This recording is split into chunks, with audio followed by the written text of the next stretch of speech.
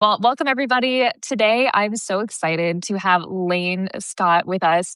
And Lane, I would love for you. The thing that I really love about your Substack Second Rodeo is that you have just like a way of capturing what it's like to make a creative leap as a writer.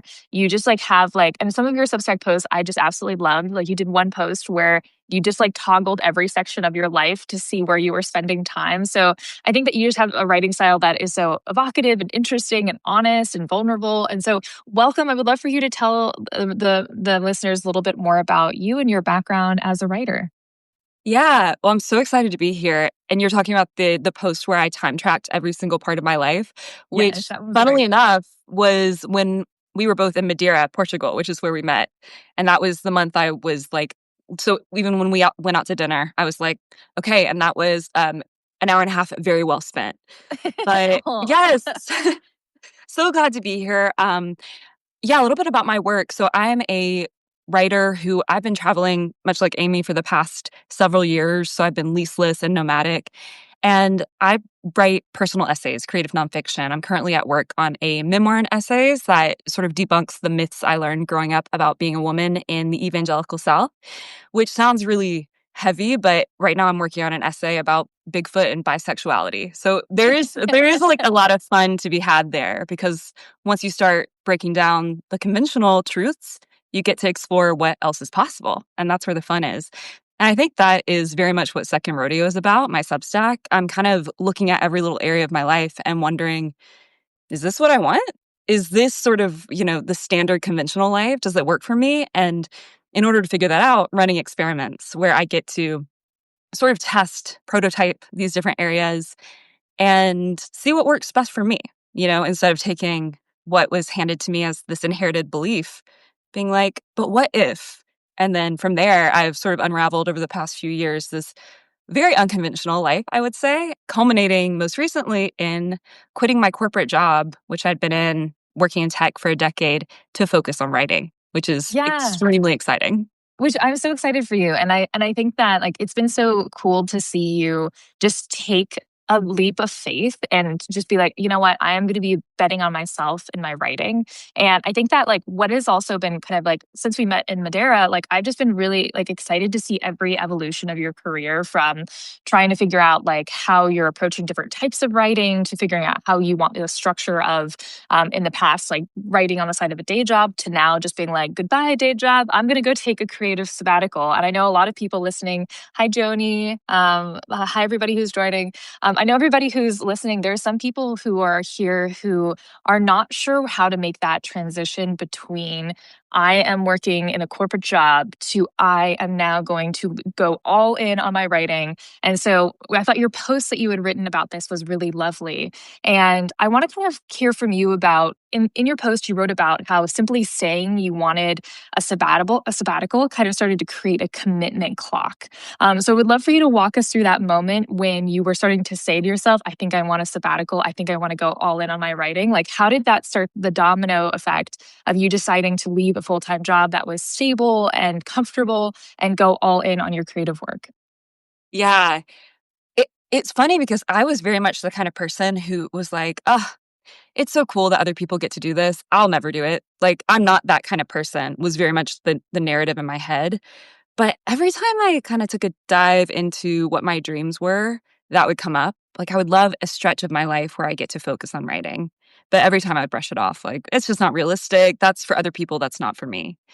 But the dream kept coming up. And so I was at a party with some of my friends, and we were doing like a conversation prompt where everybody shared something an intention for the upcoming year.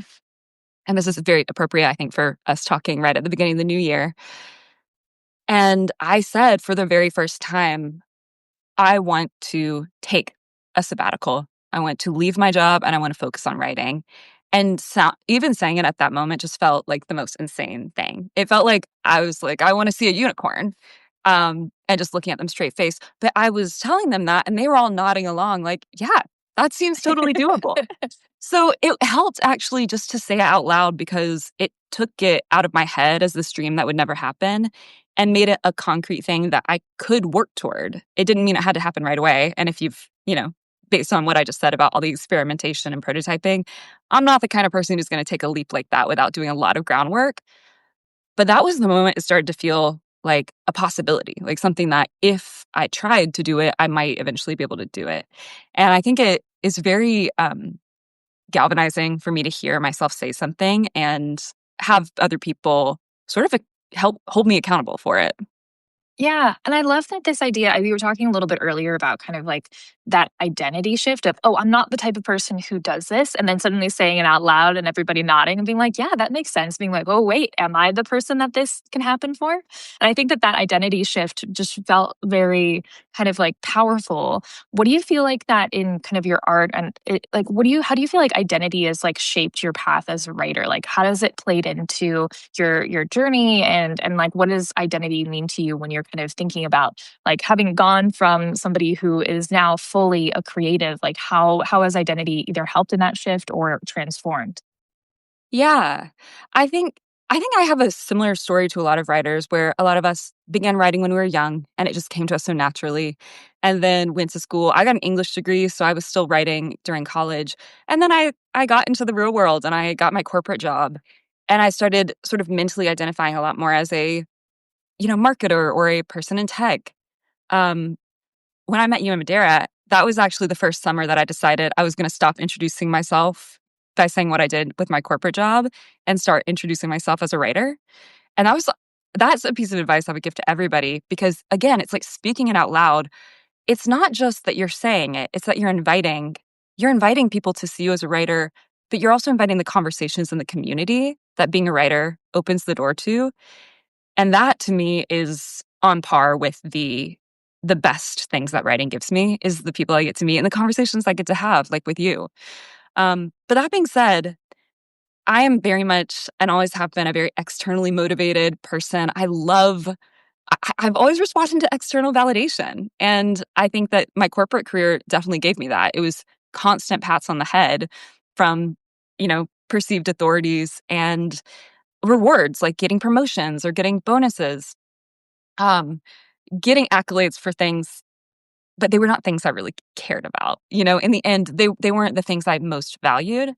But I knew that leaving that was going to be a real identity shift and that it was probably going to challenge me in big ways. And so what I did even long before I started thinking about leaving the job is I started identifying as a writer. And I'm a believer in like putting the idea out there even when you're a few steps behind. So starting to introduce yourself as a writer, even if you don't feel one. Um, when I published my first like big essay, I put in my bio that I was working on a memoir, but it was really just an idea. But that's what led to my agent. And as my agent and I put together our book proposal, I was like, yeah, this is what I think it could be. So on one hand, it feels like you're a bit of an imposter at first, but on the other hand, that's just the necessary work of bringing a dream to life. And so I try and look at it more like I'm manifesting this and less like I'm lying about this. No, I love that. And I think that is kind of like leaping before you're ready in some ways and kind of like just being like, I'm going to start to say that I am this thing until I become it. But the thing that is kind of the cool thing is that when people are trying to leave a job, it's like there's a lot of logistics. There's a lot of, okay, I'm shifting into a different gear. And one thing that I loved about your post on Substack about jumping into this creative sabbatical is that you didn't just leap blindly into being like, quitting my job, goodbye, everyone. Like, I'm doing this now. I don't know what I'm up to. You actually built a runway with financial planning, like cost of living. Like, you went into the data, like, which makes a ton of sense. But what was that like to set yourself up for the sabbatical? What were some of the things that were most important for you to plan, to think about that you needed to do to quit your job and be like fully in your creative sabbatical and in your writing? Yeah.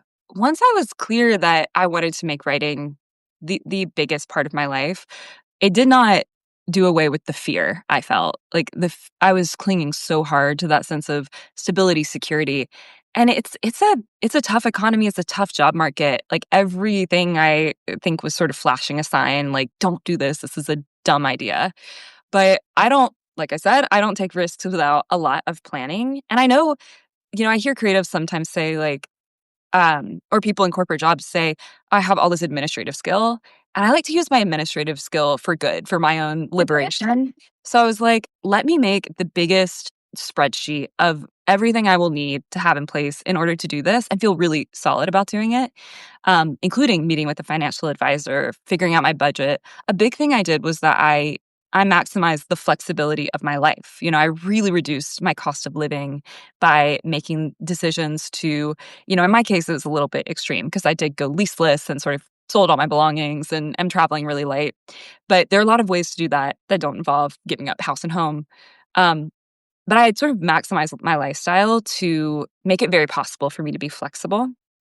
And another thing I did was like, okay, what's the worst case scenario? For whatever reason, writing doesn't work out and I have to go back into the corporate world. Could I get another job? And something I did there was I even interviewed for a couple jobs in tech, which I did not want, but it was a way of, again, building up that self trust of I can take care of myself. If everything goes horribly wrong, I'll be okay. And that every little step of the pre-planning was mostly about building up my trust in myself to take care of myself.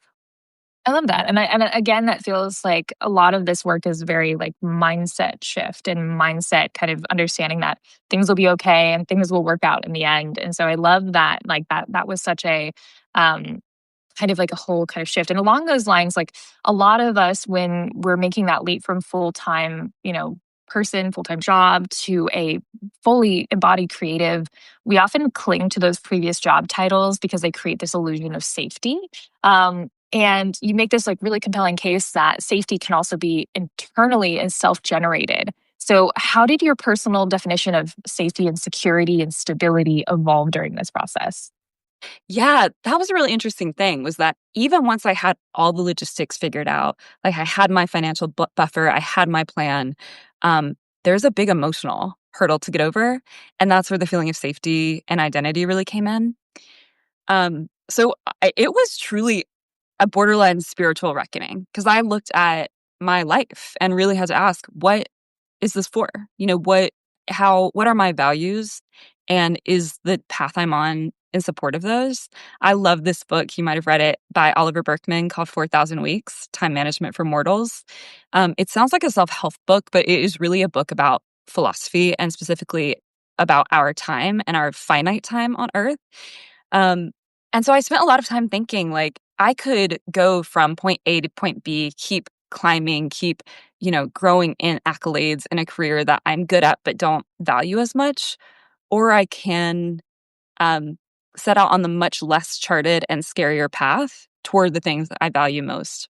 And I always think about this quote from the poet Diane Ackerman, where she says, I don't want to get to the end of my life and find that I've only lived the length of it. I want to have lived the width as well. And for me, it really came down to that. Like, am I going to continue to sort of be in service to these outside authorities or this conventional life path or blueprint that is very clearly charted, but just doesn't uphold the things that I care most about doing in my life? Or am I willing to do a little bit of the like ego work to step outside of those very clear containers and start charting the path for myself? Um, I think something I said in my essay that I'm also thinking a lot about in the new year is just because I'm doing this based on what I value doesn't mean nothing's going to go wrong. It just means that if I make mistakes, it'll be mistakes I make because I chose them, not because I just didn't choose. And I think that to me is what I finally came to as a reason to take the leap. Um, and I also said in the essay, like, I just got to a point where it started to seem more ridiculous not to do it than it seemed ridiculous to do it. And that was a big shift. And I think the reason that came up was because I built a life around art and with writers and talking to writers and doing the work of writing and reading and everything that it means to be a literary citizen. And that was just so night and day different from my experience in my corporate job that I was like, I'm going to pay myself. I'm going to buy myself a year of my own time in order to honor that part of me, which is so important. I love that. That's so beautifully said. And I think that yeah, life is so precious, and there's no reason not to go after our dreams. And I think that it's so cool that you just kind of were able to see what actually mattered to you and was actually kind of important to you. Um, and so I'm wondering, what kind of, what has it been like moving into a place with no corporate structure, no stand ups, no meetings? Like, what has that sabbatical been like so far for you? And what has there been anything surprising where you're like, oh, this is really interesting. I didn't recognize that like my life would now be this way without having to go to a Zoom meeting or turn in a spreadsheet and I'm now just fully creative for myself. Like, what do you feel like? Has there been anything kind of surprising on your sabbatical so far? Yes, absolutely. So, of course, first 2 weeks was like relief. I was just so happy I did it. I felt so much certainty, and that surprised me, like how sure I was in the decision when it took me so many years to actually lead up to it. After I gave my notice, I just never wavered once. So that felt really good. Then I went directly to a writing residency. And it was my first artist residency. And that was like a really soft place to land because it's a world in which everybody around me is a writer or an artist. Everybody is valuing the same thing. And it was also legitimizing too. It's like I applied and I'm here on some sort of merit. So again, I was kind of like microdosing, getting some external affirmation, which is good. I was in withdrawals, so I had to taper off slowly. But by the time I got back home and back to Nashville, that's when the real sort of it feels like when the real sabbatical began because it was how am I going to structure my days? And what surprised me is how immediately I tried to adapt to that same corporate hustle mindset. Like I was like, okay, I'm going to take everything that made me successful in my tech career and apply it to writing, and it'll be a one-to-one match, right? And it wasn't. It definitely wasn't, and I think most, artists will tell you that, like, creative work demands a very different atmosphere than corporate work, but I'm like a hustler at heart, so I really spent a lot of the first month or 2 trying to divorce myself from that, um, productivity, like, optimization mindset, because in my experience and in my writing, that's just not where the best work happens. And I see the creative flow as something that I have to nurture, and it's something that I have to sort of, like, build my entire life around. So I took a lot of time for me to figure out what the right balance was of time spent writing, time spent with input, like reading and going to art museums and talking to other writers. And I feel like I'm just starting to lock in on it, but it has required me to let go of a lot of old habits that got me through my 10-year corporate career, but will not get me to the place I want to be with my creative work. Yeah, no, that makes sense. What do you feel like have been the books or the kind of the inputs that have helped you the most? Like The Artist's Way, like what are some of the things that you would recommend to people who are like, okay, I'm ready to invest more on my creative side? Like what are some of the things like resources that you would recommend for people entering this new kind of stage of life? I'm so surprised that I made it 16 minutes without mentioning The Artist's Way. I was 'Cause waiting. you know the joke with The Artist's Way is, like, nobody completes it, and I've completed it twice. I am such a disciple in a kind of scary way. But I do recommend it. I think it is sort of a take what fits for you from that and leave what doesn't not because it has a very particular angle, including spirituality. But the thing it does is it requires you to write down all of your creative dreams. And I think similar to saying something out loud at a party, writing something down as in a list of like, okay, if I could do this, if I were this kind of person, here's what I would do is so powerful because once you see it in writing once you see it a few times, it's kind of hard to keep ignoring it. So I love the artist's way for recovering your creative identity. I think that's really helpful if you feel stuck or haven't been writing for a while. I did that right when I was getting back into creative writing. Um, I've been reading lately Jamie Attenberg's 1,000 Words. I don't know if you've ever seen that. She has a great Substack too, but it is basically, an entry per morning from a bunch of different authors giving you a pep talk about why to write every day. And she puts a real emphasis on generative creative writing. So, like sitting down and getting out your 1,000 words every day. To me, I've found like that is a practice. If I can do that every single day, then it's a really good writing day for me. And I love reading poetry. I think even though I don't write poetry, that is a really good way to infuse, like, sort of just get a quick hit of creative inspiration. I love Linda Gregg. I've been reading lately, some Sharon Olds too. But I feel like I kind of sit down, I take in all my inputs, and I feel so much more equipped and ready to write. Yeah, and then that kind of brings me to kind of what are your writing rituals around how you're writing? Because it sounds like you do morning pages every morning. Do you write every day? Like, what are some of the things that you figured out in trying to balance this side of yourself that's like hustle, go, go, go, with more of the creative flow? Like, do you work 5 days a week, 7 days a week, whenever what can you walk us through a little bit like now that you are a on creative sabbatical, a full-time writer, like what are some of the things that are your go-to on a daily basis and what do your days look like? Yeah, and I love learning about other people's creative routines. So I've been prototyping this, of course. I've tested out a couple different things. I was like, maybe if I did a walk in the morning, maybe if I start with X, Y, and Z. Here's where I've landed, and this feels really good. Um, it also feels very decadent because I wake up, I make coffee, and then I get back into bed. And I and I write from bed from like 8 until it either 1 or 2 or if when the juices run out. So yesterday like went till 3. Um, and again, it feels decadent because it's like she quit her job and now she's literally laying in bed all day. But I just feel like if I can lock in the morning, so I'll start with reading. I'll start with reading a little bit from a writing craft book. Um, so any book on writing I find to be so inspiring and energizing. And then a lot of times I'll also try and read an essay by somebody I admire. I'm a huge Melissa Febos fan, huge Leslie Jameson fan. And so if I can start, I was just reading a great piece in the New York Times by Jay Wortham, who's another incredible writer and also has a great Substack. And so if I can start with that, it like gets me in the writing mindset. It almost feels like a place that you go where it's like once I am in the world of language, then everything flows more easily. After that, I'm really committed to doing my 1,000 words. So that means a generative practice. It's the opposite for me of going into an essay I'm writing and just moving words around, which is so tempting. I just like because it feels like I'm doing something, but I find that I have to really get a volume of words out to get like a few good sentences. Um, Toward the afternoon, I might do some revising, but once that is done, a big part of my writing practice is then going outside. So starting at like 2 or 3 until sunset, I am outside, I'm walking, and I'm in nature. That was something that really I realized is part of my writing practice, even though it's not writing. And then blessedly now the evenings where before I would be like cramming to try and fit things in around my corporate job, now I can have a social life.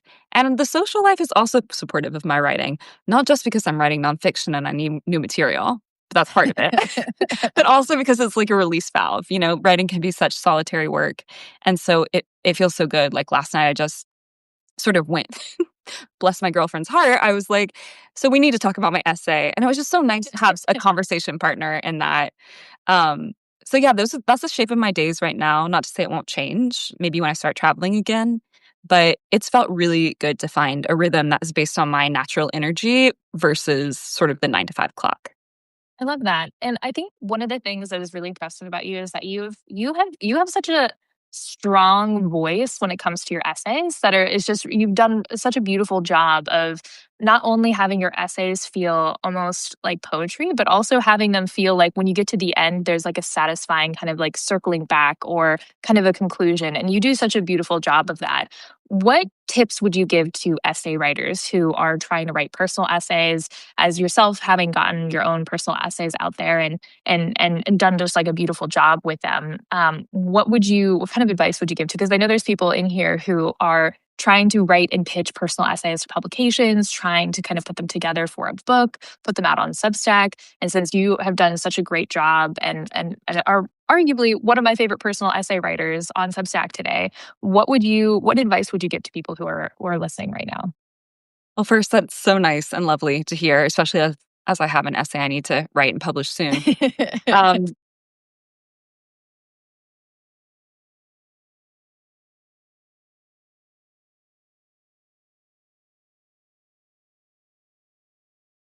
I'm back. Can you hear All me? good. Yeah, yeah, I can hear you. Okay. I just reached my Substack time limit. My iPhone was like, "You've been on Substack too long," and I shouldn't have that. I don't think there's That's any amount of that's time. very responsible. That is so responsible. I know most people block or time restrict like Instagram or I know. I don't know why I'm doing it on Substack. no. It's an enriching space for me. Sorry about that. So when it comes to writing personal essays, it is such a terrible but rewarding process because it requires such intense self-honesty, and that is brutal sometimes. When I'm writing an essay, I know that, and this is coming from like Melissa Febos is one of my favorite teachers of the personal essay too, and she talks about how most of the time you have to write the story as you think it is, the story you've been telling yourself, just to get it on paper and let the actual story come up and snatch it out of your hands. And that's my experience with writing personal essays. And that's why I love it, is because I will have a certain story I'm telling myself about something that happened to me or some particular way I am. And it's not that I am able to demythologize that and then write the essay. It's that I find out the cracks in that logic while I write. So the process of essay writing for me lives in revision, and it lives in finding the truth under the thing I thought was true. Um, and I think also it's really important to tune into the reader. Like, how can you bring them along with the evolution that you're going through? So not coming to the page with the conclusion, but coming to the page with that evolution. I think that's what I love to read as a personal essay reader as well. You want to see somebody's mind change, and I think you want to be transformed. And I think as long as you can show that path on the page, that's something people will respond to. No, I love that. I think that that's really great. On that same note, I'm curious, what has been the hardest personal essay that you've ever written, and what was the unique challenge in writing that personal essay? So the one that comes to mind, I'm like the one I'm working on right now. But in order to reference something I've already published, there's an essay I have in long reads, and it's about my marriage. And the short story is that my ex spouse and I both grew up evangelical, and so we were raised with these really rigid gender roles and expectations of what somebody's life should look like. And then 7 years into our marriage, they came out as a transgender woman. I have sort of uncovered my own evolving queer identity. And so that essay was really about starting to see the bars on the cage that you didn't even know you were in. And that cage being like really restrictive gender expectations, what it means to be a woman, what it means to be a man, especially in the South, especially in religion. And to show the process of awakening, I guess, or waking up to that very, very small container we were in, much less being able to explain how by my spouse, ex or then spouse, realizing this about herself, how that illuminated a path for me out. Like when I talk about showing the transformation, it required me to um, own up to things I used to believe that I now find so appalling. But in order to show the breakthrough, you have to show where you began. And I think that is really difficult. That was hard emotional work, but it's not the process to me is just as valuable as the end product because I learned so much about myself in having to write that. So every time I'm in the middle of writing an essay like I am now, and I'm just thinking, this is horrible. Like nobody's asking me to do this. I could be getting ice cream right now. I have to return to the fact that it's not through having written or it's not through publishing something that I'm transformed, it's through the writing of it. And that's what I value, and that's the big reason I wanted to set aside the time to take a sabbatical. It's so I could be in that process, not just in that final product. I love that. And I think that that's you highlight something that a lot of us writers feel, which is we not only write to be read, but we write to have written and to have the kind of the catharsis of putting things out onto the page and if it goes out into the world and finds an audience, great, but it's also part therapy and catharsis and transformation for ourselves too. And I think that that is also the writing that hits the most with readers. Another thing that I'm really curious about and that I find very impressive is that you have not only a writing practice and essay practice, but you're also putting yourself out there on stages and live readings, and you kind of have this like multi hyphenate approach to writing and being out in communities in the world. Can you talk a little bit about how, like, in this creative sabbatical, what is it like to kind of connect with communities in person, doing events, things like that? The events you've done in the past, like, what has that been like to kind of plug into your creative practice across mediums and across formats? It has been the best thing because I how we've talked about how writing is so solitary and you can feel sort of so alone in working on, especially if you're working on something long form, whether it's a long form essay or a book, like those long form projects, the payoff is so, it's not instant gratification. And I write in order to have written, I write for the catharsis, but I also write in order to connect with readers who are interested in the same things as me. I write so that I can have conversations that are interesting about topics I care about. And so I found that doing readings, so like starting at open mics or storytelling events, it's kind of a quick hit of that feeling of connection because I'm reading, maybe it's something that's finished, maybe it's something that's a draft, but it feels so good to in real time see my writing and my words be received. That's something you also don't get a lot of times when you publish online. You don't get the experience of seeing somebody read your work or be moved by it. If you're lucky, they let you know and they send you a sweet message or, reply, DM. But having that real time experience is like a gas station for me on the long, long road trip that is my writing career and my body of work. Being in person with people and reading my writing gives me the fuel I need to get to the next step in my longer form project. That's awesome. No, I love that. And I think that it's so cool that, like, being able to have spaces in person to connect with people, I think is really, really special and important for writers to be able to not just be here at our desks, but to be out in the world. Because it can be so easy to just be like, I'm at home writing in my sweatpants. Like, there's an outside world. Like, Right, so right, and I've yeah. I've attended readings with, authors like David Sedaris, and they're live annotating their work as they see the audience receive it, so it's an editing process too. If I think a line's gonna hit and get a lot of laughs and it's crickets, I might go back and revise that. I love that. I think that's great, and I feel like I feel like that also the energy of like live readings is just so special. And I've not only like back in when I was living in LA, like I used to like host a lot of live readings for authors, and but I think that like similarly to like slam poetry, it's like to be able to like have the energy of the crowd to know the energy of your writing and what's hitting, I think is great. I have a few more questions for you, but if anybody in the chat has anything that you want to ask Lane about her creative sabbatical, about her work, about writing, feel free to go ahead and drop that as we kind of wrap up here. But Lane, I'm curious, like in 2026, what are you wanting from this year? What are you going that you can share? Because I know that it's like part of creative sabbatical is also making space for things that you want that maybe you're not just sharing with the world. But like, if you can share anything about kind of what you want the shape of your creative sabbatical to feel like this year, the mediums that you're potentially working in, what's next for your Substack, a second rodeo. What are some of the things that, if you would like to share, that you're kind of thinking about going into 2026? 2026 for me is gonna be a year of, I would say, more heads down work than I'm necessarily used to, which makes sense for sabbatical. My goal is to finish my manuscript, so that's gonna be a lot of essay writing and revising. Second rodeo is such a gift for me because in the same way we were talking about the, live readings, second rodeo does that for me too. Being able to publish an essay and immediately get, like, people responding and conversations going is so, generative and supportive to my longer form work. So my goal would be to be continue publishing there, of course, and hopefully even more often. I love being able to talk to you like this. So diving into some of the other Substack features, but also the community that exists here is going to be really fun, I think.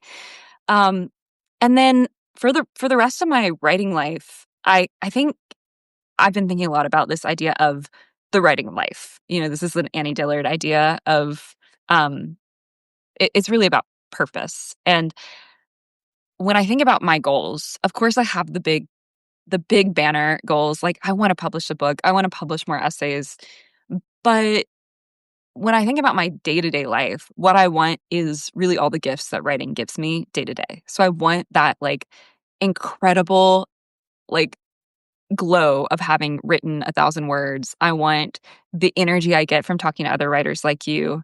I want to go out and see a dance piece or visual art and be able to write in response to that. Like sort of as I was starting my sabbatical, I had to reckon with this question of like, what does success look like for me?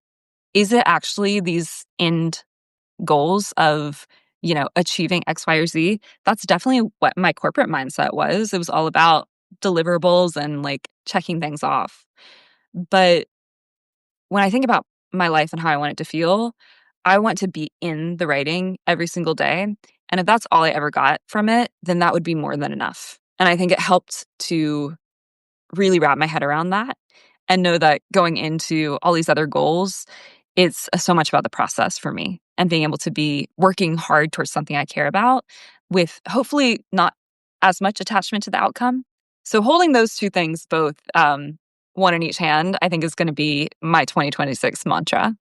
I love that. And I think that, and I love kind of this idea. And this is something that I feel like is really important is to, you know, as writers, we have goals, we have publishing things, we have things that we have our eyes on of what we want from the external world. But at the end of the day, all we have power over is our internal process of what does it mean and what does it look like to sit down and write. And so I think trying to figure out how can we fall in love with the process and be at peace with the outcome while still also doing all the things that we have to do to get our work out there.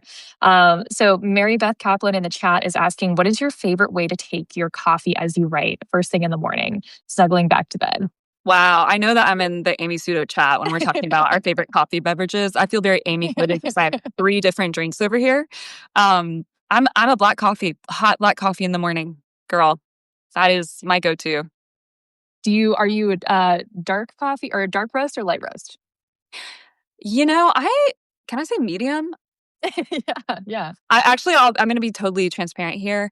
I live right now with my sister, and her husband makes us coffee, and it's incredible. Amazing. I'm truly living a charmed life. No, that's great. And then Kyle, of course, says, Lane, of all the places you've traveled to a writing retreat, what were the most creatively giving and why? Ooh, okay. You know, the places I think I'm going to go and be really creatively inspired are not the ones that end up being the most inspiring. I went to Italy for a literal writing retreat and did no writing. I went to Mexico City just for fun, and I had one of the most creatively inspiring times there. So there's no predicting it. But I will say that I went to this artist residency, which is in the foothills of the Blue Ridge Mountains in Virginia. I realized how much I love having peace and quiet. Like, as much as I enjoy being in a city, Mexico City or like New York, and getting input there when it comes to output, I love just like being in an idyllic nature setting. So I think a cabin will always do the trick for me. Yeah, and then in 2026, like, what do you feel like your travels are gonna look like this year? Because I know that, like, when we met, like, you were, like, full digital nomad, leaseless life. Like, what do you feel like is gonna be the pace of your travels and how you feel like you're going to kind of weave your travels into your creative life now that you're also having to kind of figure out, like, how to give enough space for your creative life to have that be a focus too? Yeah, we were talking about this a little bit before. My years of traveling where I was going place to place like on a monthly basis, like I said, were so good for input. But now that I'm focused on output, I've decided to set my travel goals. I know I still need to do it. Like, I know I will not be able to stay in one place for too long. But when I travel, I'm going to prioritize traveling in order to be around writerly community or to go to a residency. So, things I have on my radar. I've applied to so many residencies. So, fingers crossed that some of those come through. I'm also going to AWP this Oh, year. nice. Yeah, Yeah, yeah. this will be my first time, and I'm terrified because I hate conferences, but I love writers, so I think it will be fun. But I'm thinking about, like, if I'm traveling, it's in order to expand my literary community or support the writing, and that feels like a pretty clear direction. Amazing. Great. And then last question. We have a lot of writers who are watching right now and who are going to probably watch the replay who are dealing with a lot of fear. and a lot of this kind of like emotional challenge to be able to be like, you know what? I'm going to go all in on my writing, or I'm going to even just continue to bet on myself as a writer. We have a lot of beginners in our community that are also dealing with imposter syndrome. This is something we hear from everybody. Is there anything else that you would recommend, or any last thoughts that you would have for people who are dealing with that fear, dealing with that imposter syndrome, who want to make writing a focus for them creatively, whether they're going on a creative sabbatical or just trying to have that be a big part of their life? Any kind of last words of wisdom or advice? Yeah, what I've noticed is, and I feel imposter syndrome all the time. I felt so much fear. Um, that fear always quiets. It always goes silent when I'm actually writing. So most of the time that I feel like anxiety or self-doubt, I'll realize it's because I've been doing everything around writing except actually sitting down and getting into that flow state. And once I'm there, I've always found writing to be such a big sort of self-trust booster because it's a place where you get to pay attention, where you get to observe the world, where you get to hone your voice. And I've talked about a lot of the ways that I've developed that sense of self-trust through small steps. But I think starting with writing, like actually writing as much as you can and surrounding yourself with people who are doing the same is the foundation from which you can make these bigger leaps. So I would say start there. And I think the self trust that builds will guide you into the next big thing, whatever that is. Amazing. No, I love everything that you've been talking about with self trust. And then Nicole in the chat mentioned the Blue Ridge Mountains are my favorites. I'm an Appalachian girl, true and true. Will always find my writing info there, all the way from from Alabama to Maine. Yes, Uh, Appalachian Mountains are truly a remarkable place. I got yes. very invested in all the folklore around there. I am too. I love a good horror story. That's my favorite like subgenre on TikTok. It's just people telling horror stories of the Okay, so Appalachian Mountains. we're in the same part of the Yeah. algorithm.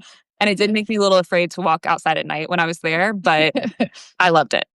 Yeah, no, we used to live. We spent a month in up in Banner Elk, North Carolina, Yeah. and ooh, spooky, very cool. We loved it. It was very neat. But Lane, thank you so much for joining us. Would love for you to tell everybody where they can find your creative work, your Substack Second Rodeo, anything else that you want to end with, or where people can find you online on social media, things like that. Thank you. This has been so fun. I love every chance I get to talk to you. Yeah, if people want to find my work, I am lanescottjones.substack.com. My publication is called Second Rodeo. You can also find me on Instagram, Lane Scott Jones. And if you want to check out my writing, it's lanescottjones.com. Amazing. And in the chat, Mary Beth Kaplan says, love this convo. Thank you. So thank you, Lane, for joining us. I hope you have a great rest of your day in Nashville writing. And I hope everybody who's listening has a great start to their new year too. So thanks again, Lane. And I hope you guys all have a great rest of your day. Bye.